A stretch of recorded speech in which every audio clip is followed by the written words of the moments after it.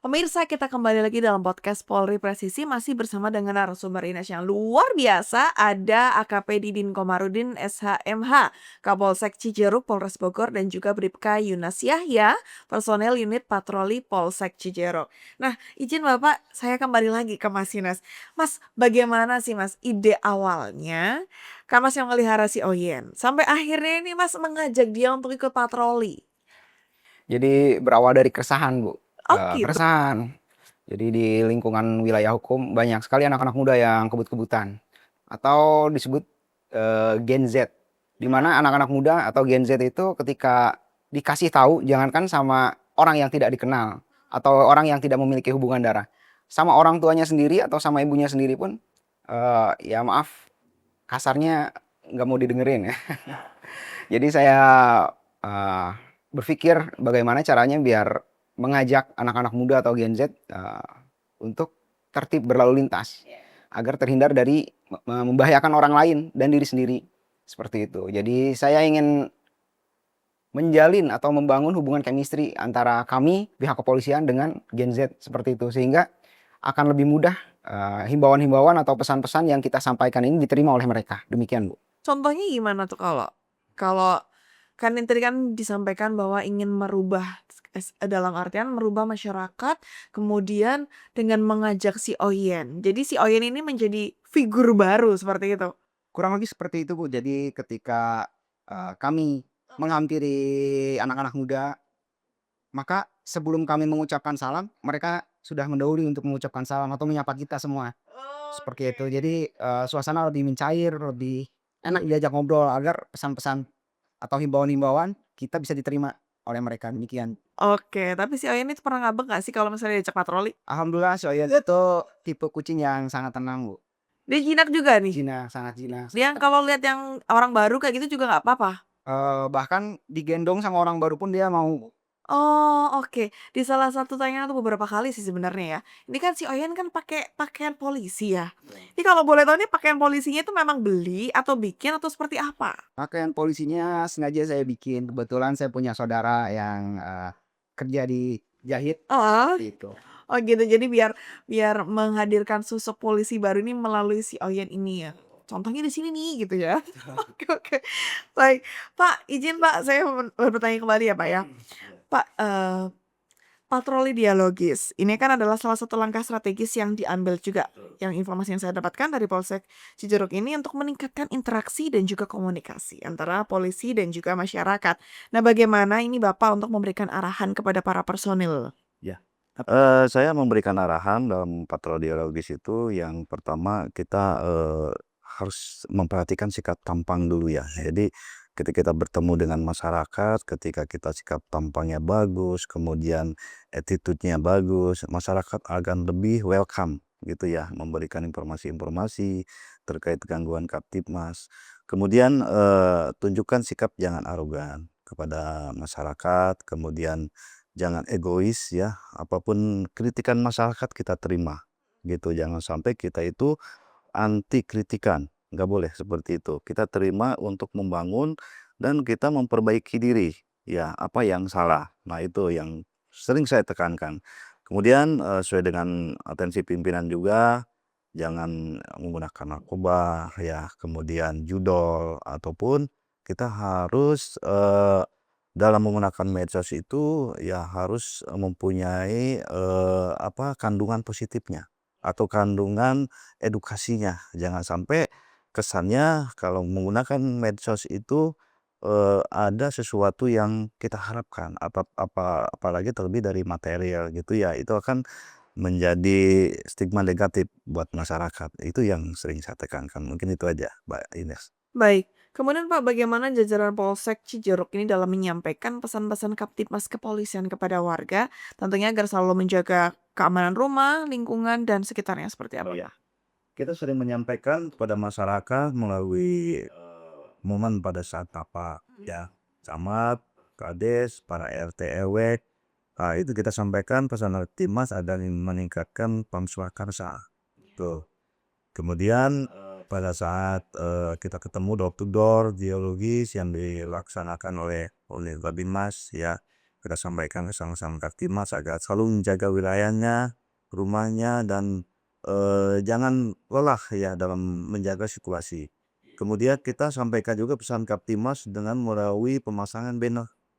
Ya, banner-banner. Iya. Kita, Polsek Cijeruk, sering memakai banner itu dalam hal tindak pidana pencurian. Misalkan dalam isi bannernya agar, menggunakan kunci ganda, kemudian apabila berhenti agar stangnya dibelokkan ke kanan untuk mempersulit pelaku, mengotak-ngatik stop kontak ya. Kemudian ditempatkan di tempat yang aman atau ada pengawasan dari, orang lain. Misalkan dalam suatu tempat parkir ya yang ada tiketnya, itu kan akan lebih safety. Mungkin itu aja. Baik, Pak. Kemudian melalui patroli dialogis ini, tentunya memungkinkan Polsek Cijeruk untuk mendengar langsung keluhan dari masyarakat, kemudian saran dan masukan dan lain sebagainya. Dan bagaimana, mungkin bisa disampaikan mungkin apa saja yang pernah Bapak, dengar langsung dari masyarakat, kemudian bagaimana solusi yang ditawarkan dari kepolisian? Jadi banyak sekali sih manfaat dari patroli dialogis ini ya. Yang pertama, kita bisa menyerap informasi dari masyarakat yang berkembang di wilayahnya di rumah tempat tinggalnya ya. Seperti ada perselisihan antar tetangga, kemudian ada perkumpulan anak-anak remaja yang melakukan tawuran, indikasi melakukan tawuran, kemudian ada peredaran miras ya, kemudian peredaran obat-obat terlarang, Nipam ataupun Eksimer seperti itu ya. Dan upaya kami apabila ada perselisihan itu kita panggil, Pak, kita lakukan mediasi di polsek. Nah, kita lakukan, restoratif justice di mana, kita cari jalan solusi yang terbaik. Kita ambil akar permasalahannya dan kita, damaikan di situ. Dan apabila ada peredaran miras, obat-obatan terlarang, kita laksanakan operasi. Kita gabungan dengan Forkopincam ya, apabila ditemukan kita lakukan penegakan hukum yang berlaku. Dan kemudian kalau misalkan ada, kayak macam miras-miras di situ juga ya kita tiap hari, tiap malam kita laksanakan operasi dan, tadi saya sebutkan juga apabila ada perkumpulan anak-anak remaja kita kasih, himbauan supaya agak cepat pulang dan kita amankan juga kalau ditemukan ada, senjata tajamnya. Mungkin itu aja, Mbak. Oke, baik. Ini dari tadi tuh saya, mendengarkan suara-suara bising ini katanya, "Nih Oyen kemana sih, Nes? Oyen kemana? Mas kemana Mas Oyen ya, Mas?" Jadi, hampir tiap malam itu saya dan Oyen dan rekan saya itu patrolinya malam. Jadi Oh, Oyen oke. kelelahan. Oh. Ah, Ini kan seperti itu. ini dikasih waktu istirahat dulu Kasih waktu semua, istirahat. iya, baik baik. Jadi tolong ya jangan nanya Oyen-Oyen lagi ya, kayak gitu. Udah dijawab nih sama Mas Yunasnya langsung. Tapi Pak, kalau kita ngomongin Oyen, bagaimana sih Pak sebenarnya untuk respon dari masyarakat itu sendiri terhadap adanya si Poichi Oyen ini? Ya, respon masyarakat sangat baik ya, sama positif dan, sebenarnya kalau kita ketemu dengan masyarakat, ya saya juga sempat gabung gitu ya pada saat operasi ketupat kemarin. Masyarakat itu lebih rileks, lebih cair ya dalam ngobrol, malah banyakan lebih banyak bergurau. Nah, di samping itu ya kita manfaatkan untuk menggali informasi. Ya itu banyak sekali manfaatnya, Mbak, dengan adanya kehadiran polisi Oyen, oleh dengan Bribka Nasi ini sehingga masyarakat akan lebih terbuka dan memberikan informasi-informasi terkait dengan situasi Kamtimas yang terjadi di wilayah Polsek Cijeruk. Oke, baik Pak. Ini mungkin pertanyaan terakhir Pak dari saya. Mungkin ada pesan yang ingin disampaikan kepada masyarakat. Ya. Silakan Pak. Ya. Pesan terhadap masyarakat yang pertama meningkatkan, keamanan Pam Swakarsanya ya berupa pos ronda ataukah pengamanan perumahan agar tetap kondusif, tetap aman. Kemudian yang kedua agar selalu menjaga anak-anaknya jangan sampai terlibat, hal-hal yang negatif berupa tawuran, mabuk-mabukan atau minuman keras gitu ya. Karena anak-anak remaja ini adalah anak-anak masa depan yang, anak-anak yang pengganti, pemimpin-pemimpin kita di masa yang akan datang.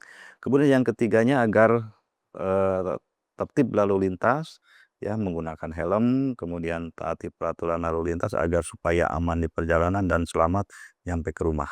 Ya, baik, terima kasih Pak. Untuk Dari Mas Yunas sendiri mungkin ada pesan yang ingin disampaikan kepada masyarakat, silahkan.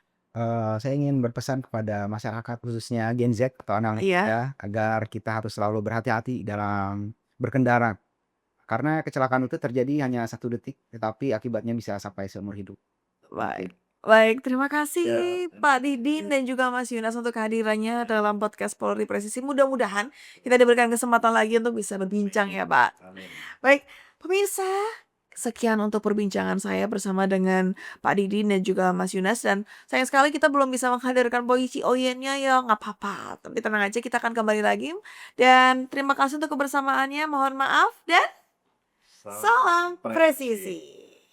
Tuh.